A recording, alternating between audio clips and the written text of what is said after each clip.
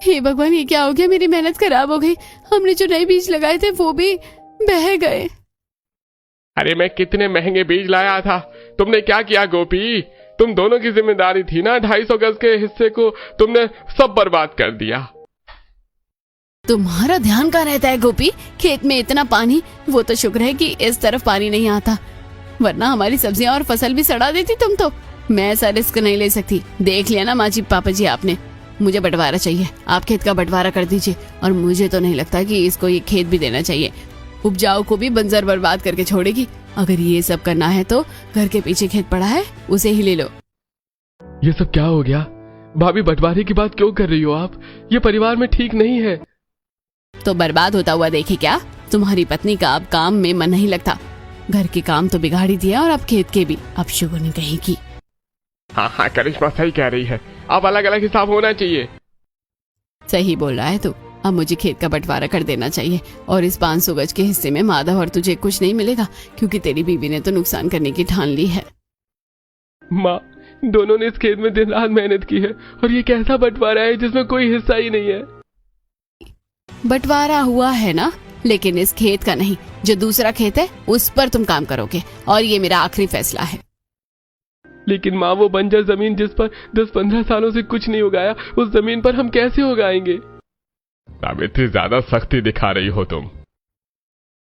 लेकिन बंटवारे में तुम्हें वही बंजर खेत मिलेगा। उपजाऊ खेत आपसे बड़े बहू बेटों का है। ठीक है माँ जी, आपका आशीर्वाद, इसे स्वीकार करके हम इस बंजर जमीन को ही उपजाऊ बनाने की हम ठान लेते हैं। हाँ हाँ, कोशिश कर लो। उपजाऊ खेत को तो संभाल नहीं सकती, चलिए बंजर को संभाल लें।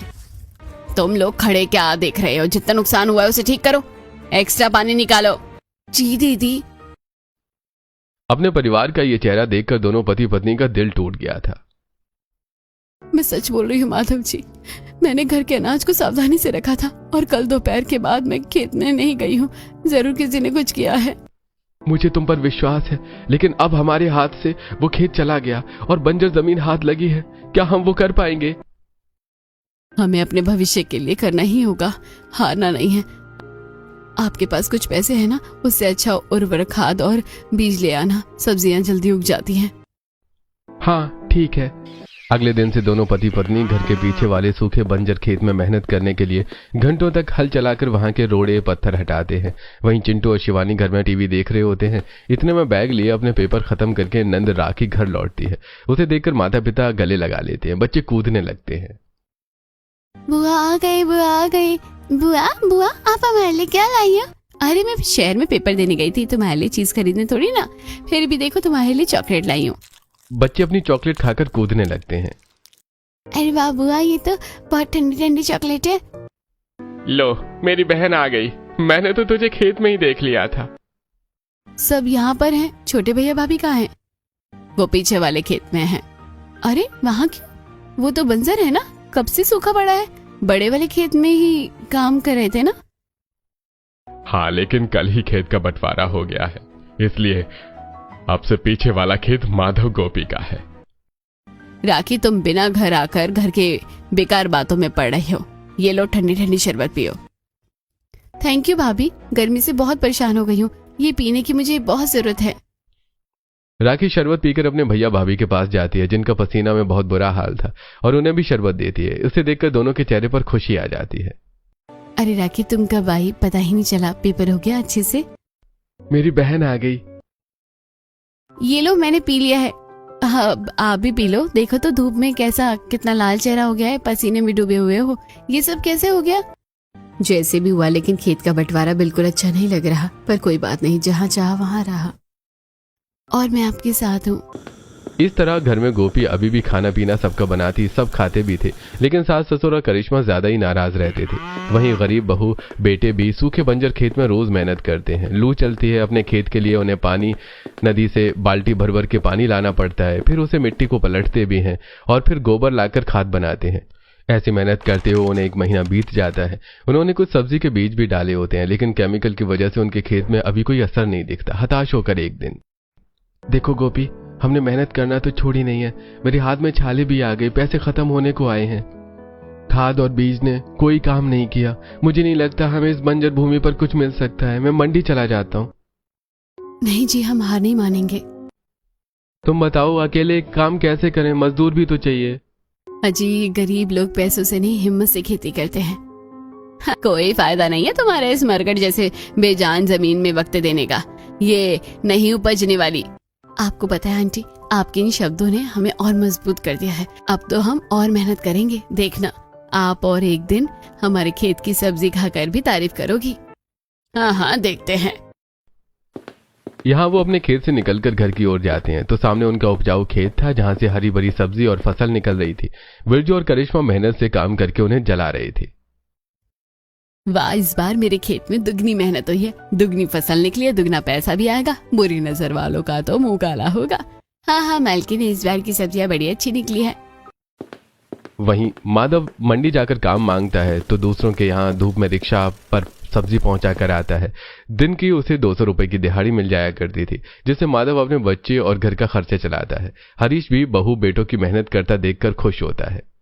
गोपी, माधव, बंटवारे की वजह से जो तुम पर बीत रही है वो मुझे बिल्कुल भी अच्छा नहीं लग रहा है, लेकिन खुशी इस बात की है कि तुमने हार नहीं मानी और मुझे भरोसा है कि एक दिन ये खेत उपजाऊ निकलेगा। मेरा आशीर्वाद तुम दोनों पर हमेशा है। शुक्रिया पापा जी, हमारी हिम्मत को बांधने के लिए, यही बहुत है। हाँ पिताजी। इसके बाद गोपी खाना बनाकर देती है, लेकिन जब जब बड़ी बहू बनाती है सास ससुर को पसंद नहीं आता।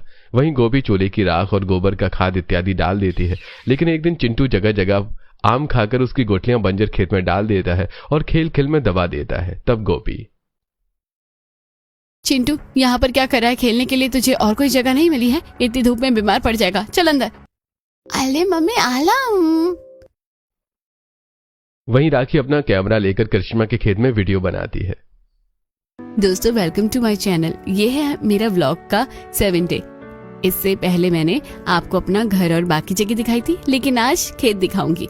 ये हमारा 500 गज का बहुत बड़ा खेत है जहाँ हमारी हरी भरी फसल उगाई हुई है और इसका श्रेय मुझे जाता है क्योंकि इस उपजाऊ खेत की मालकिन मैं हूँ। हाँ दोस्तों, तो मिलते हैं नेक्स्ट व्लॉग में, तब तक के लिए बाय।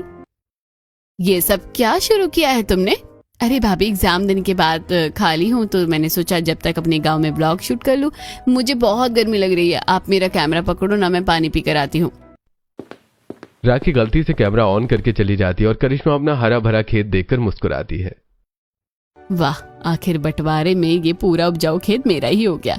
दिमाग तो अच्छा लगाया करिश्मा तुमने तो, जो अपनी देवरानी को बंटवारे में बंजर खेत दिलवा दिया। मेरे केमिकल डालने के बाद तो उस खेत की अंतरात्मा भी मर गई होगी। भाभी मेरा कैमरा दो, मैं थक गई हूँ, अब बाद में शूट करूंगी। हाँ ये लो। राखी अपना कैमरा उठाकर रख देती है। थोड़ी दिन में बारिश हो जाती है जिसकी वजह से 2 हफ्ते गोपी के बंजर खेत में हरे हरे छोटे पौधे और घास आ जाती है। चिंटू उसे तोड़ता है। तब अरे बेटा तू क्या कर रहा है यहाँ? अरे घास और पौधा यहाँ कैसे आया? ये तो बंजर था। मम्मी देखना, यहाँ पर मेरे आम का पौधा उगेगा, मैंने यहाँ पर गुठली डाली थी। इसका मतलब अब हम खेती कर सकते हैं, हमारी मेहनत सफल हुई। गोपी खुशी के मारे मिट्टी खोदकर देखती है जिसमें उसे काली मिट्टी और केंचुए दिखाई देते हैं। अरे इतना खुश क्यों हो, क्या हो गया?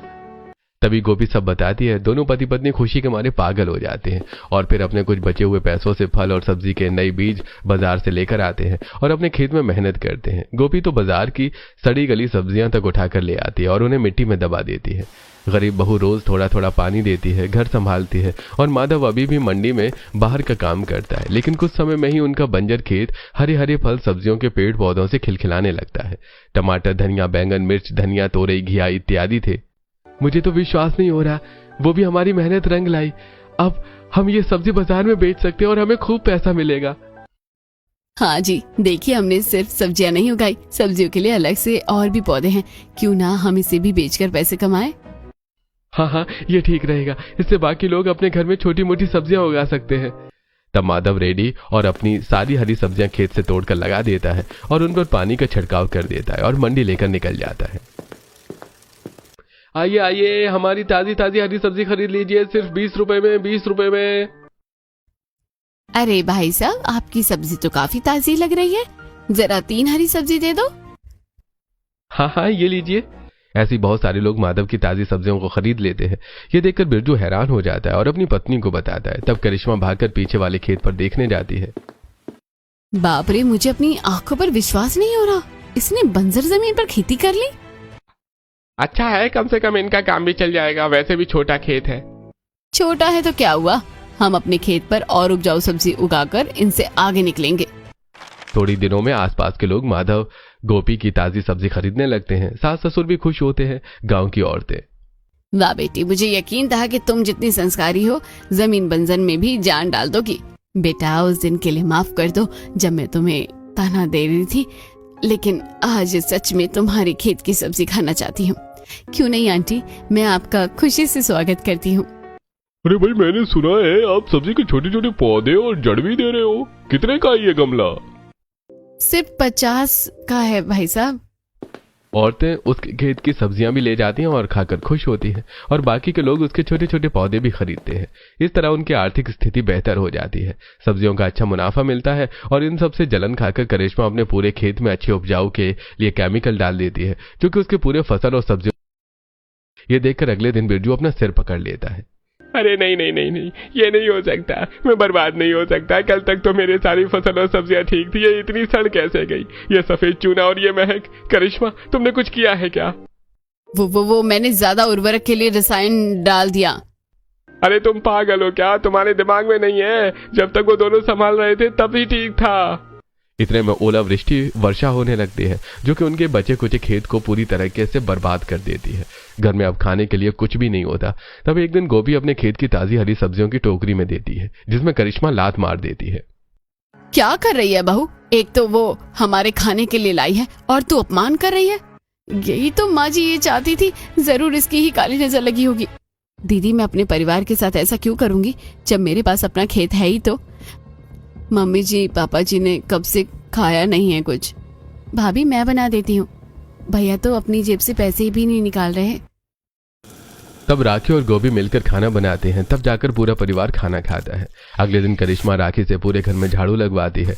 उस दौरान राखी को करिश्मा की अलमारी के नीचे से केमिकल की रसीद मिलती है, जिसे देखकर वो कुछ समझ नहीं पाती, और फिर जब ब्लॉग बनाने जाती है तो उसे पुरानी वीडियो मिल जाती है। हे भगवान, इसका मतलब इस वीडियो में भाभी जी ने केमिकल की बात कर रही है।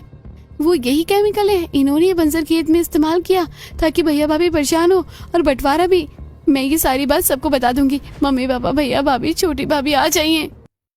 राखी चिल्लाकर सबको बुला लेती है। तब अरे क्या हुआ, क्यों पूरा घर सिर पर उठा लिया है? राखी पागल हो गई है क्या? ये तो मुझे आपसे कहना चाहिए कि आप पागल हो। आपकी सच्चाई मेरे सामने आ गई, अब सबके सामने भी आ जाएगी। आपने जानबूझकर खेत का बंटवारा करवाया और छोटी भाभी भैया को बंजर खेत दिलवाया, जिस पर आपने पहले से ही केमिकल डाल रखा था, इसलिए उन्हें बहुत मेहनत करनी पड़ी। राखी, तू ये क्या बोल रही है? भाभी ऐसा नहीं कर सकती। हाँ राखी, भैया भाभी आप बहुत भोले हो, सच में, खुद देख लीजिए। राखी वो वीडियो चालू कर देती है जिसमें करिश्मा ने अपना सब कबूल कर रही थी। ये सुनकर सबके पैरों तले जमीन खिसक जाती है। ची ची ची ची बड़ी बहू, मैंने तुझे हमेशा सपोर्ट किया, तुझे घर में कभी काम करने को नहीं कहा, फिर भी तूने घर में दरारें पैदा करी। आखिर क्यों? तेरी वजह से इन दोनों बच्चों को कितनी परेशानी हुई है। क्या मिला बंटवारा करके? बंटवारे का जहर तुमने मेरे मन में घोला, अपने खेत में भी केमिकल डाला और उनके लिए भी गड्ढा तैयार किया। अच्छे खासे खेत की बर्बादी सुनकर सावित्री करिश्मा को थप्पड़ मारती हैं। बहुत गलत किया तूने बहू के साथ, और हम सबके साथ भी। अब हम में से किसी से बात करने की जरूरत नहीं है। गोपी बहू, मुझे माफ कर दे जो मैं इसकी बातों में आ गई। इसका फैसला माँ जी मैंने आपको सौंप दिया है। मैं कौन होती हूँ इन्हें माफ करने वाली? इन्होंने वो खेत बर्बाद किया जिससे सबका पेट पलता है। क्यों किया दीदी आपने? हाँ किया मैंने ऐसा, क्योंकि सब तुम्हारी तारीफ करते थे, घर में भी और खेत में भी, और बड़े होने के नाते खेत पर हमारा कब्जा होना चाहिए, इसलिए मैंने हमारे भविष्य के बारे में सोचकर बंटवारा करवाया। मुझे माफ कर दीजिए।